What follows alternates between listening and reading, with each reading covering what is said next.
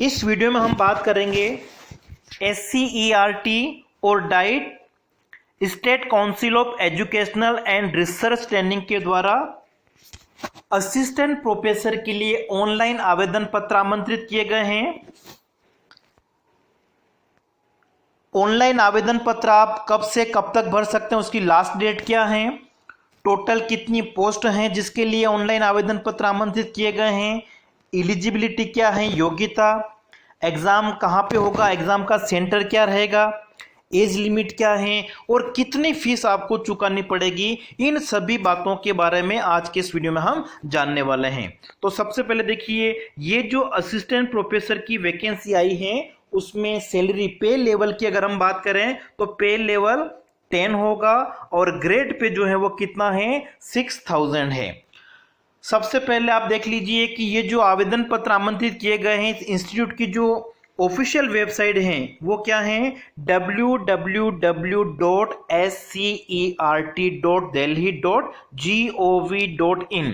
इस official website पे जाके आप ये जो एडवर्टाइजमेंट है इसको डाउनलोड कर सकते हैं और डिटेल आपको जो इंफॉर्मेशन चाहिए उसको आप यहां से पूरा पढ़ सकते हैं।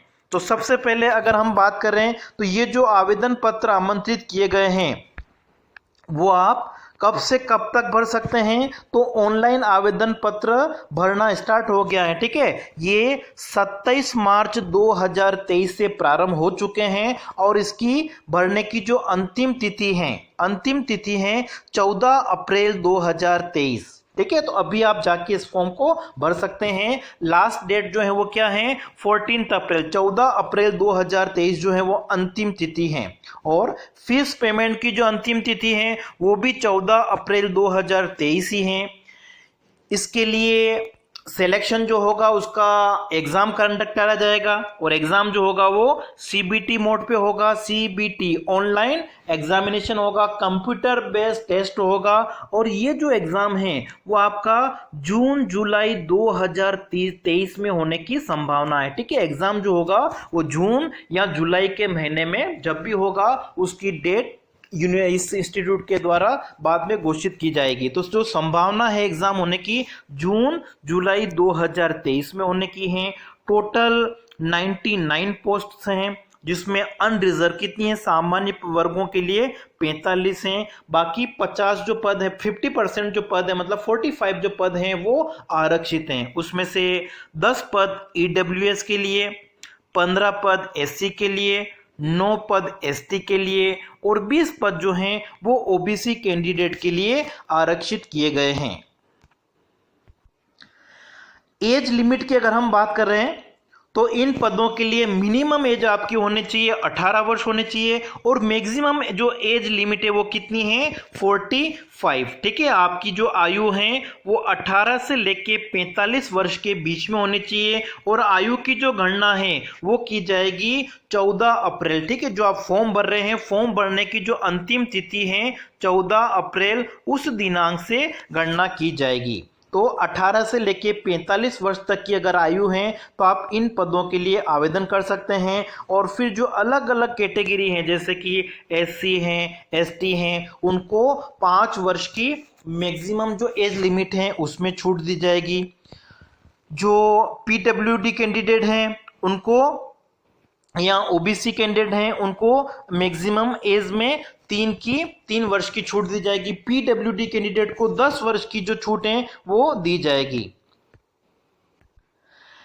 एग्जाम की फीस की अगर बात की जाए तो अगर सामान्य वर्ग से हैं या OBC या EWS वर्ग हैं उनके लिए 1600 रुपये परीक्षा की फीस लगेगी, जबकि महिलाओं के लिए SC ST और जो एक्स सर्विसमैन हैं या फिर जो दिव्यांग जन है, पर्सन विथ बेंचमार्क डिसेबिलिटी हैं, उनको 1100 रुपये ही आवेदन पत्र का देना पड़ेगा। ठीक है, ये जो ऑनलाइन आवेदन करने की ऑफिशियल वेबसाइट है इसको आप देख सकते हैं, यहाँ पे जाके आपको ऑनलाइन आवेदन पत्र करना पड़ेगा। एग्जामिनेशन प्लान की अगर हम बात कर रहे हैं तो टोटल आपके ऑब्जेक्टिव टाइप के जो MCQs क्वेश्चन होते हैं 150 MCQs होंगे। इसमें आपके जो 50 क्वेश्चन से एमसीक्यूज वो आपके सब्जेक्ट के होंगे और बाकी जीएस हो गया, टीचिंग एप्टीट्यूड होगा, ठीक है, रिसर्च मेथोडोलॉजी हैं, इनसे संबंधित टोटल आपके 150 मल्टीपल चॉइस क्वेश्चन पूछे जाएंगे। और परीक्षा में पास होने के लिए मतलब एलिजिबल जो कैंडिडेट होंगे उनके मिनिमम क्वालिफाइड मार्क्स वो कितने होने चाहिए, 40% मिनिमम क्वालिफाइड मार्क्स भी इसमें रखे गए हैं। और जो SC ST से आते हैं उनके लिए 30% जो है मिनिमम मार्क्स होने चाहिए। अगर 30% से कम आते हैं तो आप इन पदों के लिए योग्य नहीं होंगे।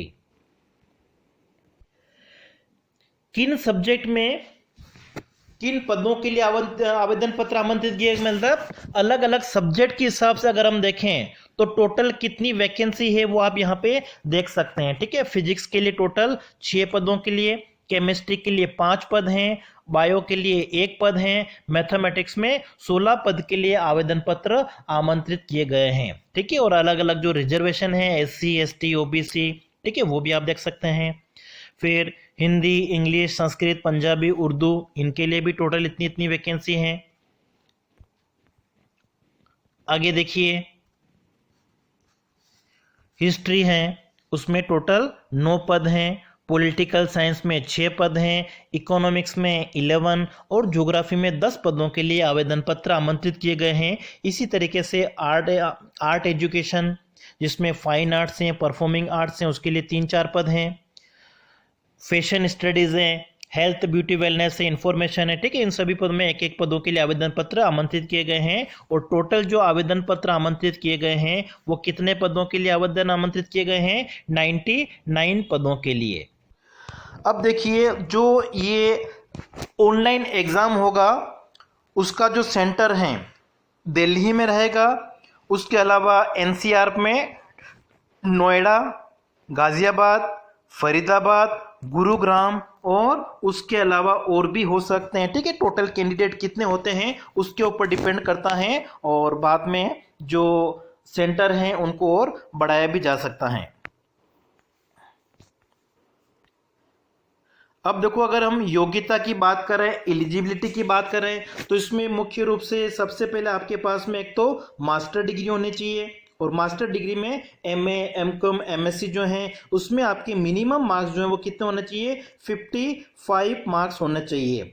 दूसरा, आपके पास में नेट का सर्टिफिकेट होना चाहिए, या जिन लोगों के पास में PhD की डिग्री है, ठीक है, या MPhil की डिग्री है, तो PhD की डिग्री वालों को नेट होना कंपलसरी नहीं है, ठीक है। इससे उनको एक तरह से उनको रिलैक्शन दिया गया है कि अगर आपके पास में नेट नहीं है लेकिन PhD है तो PhD की जो नॉर्म्स हैं वो आप देख सकते हैं, जुलाई 11 2009 के अनुसार जो भी रूल्स रेगुलेशन बने हुए हैं उसको अगर आप फुलफिल करते हैं तो फिर आपके पास में अगर नेट नहीं है तो भी काम चल जाएगा। तो देखिए, जो और एक और आपके पास में देखिए क्वालिफिकेशन कौन सी होनी चाहिए, एक आपके पास में होना चाहिए MAd की डिग्री होनी चाहिए, ठीक है, MAd मास्टर इन एजुकेशन। और मास्टर इन एजुकेशन अगर आपके पास में नहीं है तो फिर आपके पास में होनी चाहिए B.Ed plus MA in education. तो देखिए, एक तो कंपलसरी आपका हो गया MAd होना चाहिए, अगर MAd नहीं है तो B.Ed plus MA in education होना चाहिए। दूसरा, आपके पास में नेट की डिग्री होनी चाहिए, सर्टिफिकेट होना चाहिए। नेट अगर आपके पास में नहीं है तो फिर PhD होना चाहिए। और तीसरा, कि जो आपका मास्टर डिग्री में सब्जेक्ट रहा है उसमें मिनिमम आपके 55 मार्क्स होने चाहिए, ठीक है। ये 3 मेन एलिजिबिलिटी क्राइटेरिया रखा गया है। योग्यता आपके पास में ये अगर है तो आप अप्लाई कर सकते हैं। और भी आपको इन्फॉर्मेशन चाहिए तो मैंने आपको इसकी जो ऑफिशियल वेबसाइट बता दी है, वहां से जाके आप जो ये एडवर्टाइजमेंट है इसको डाउनलोड कर सकते हैं और डिटेल इसके जो इंस्ट्रक्शंस हैं वो आप इनको देख सकते हैं।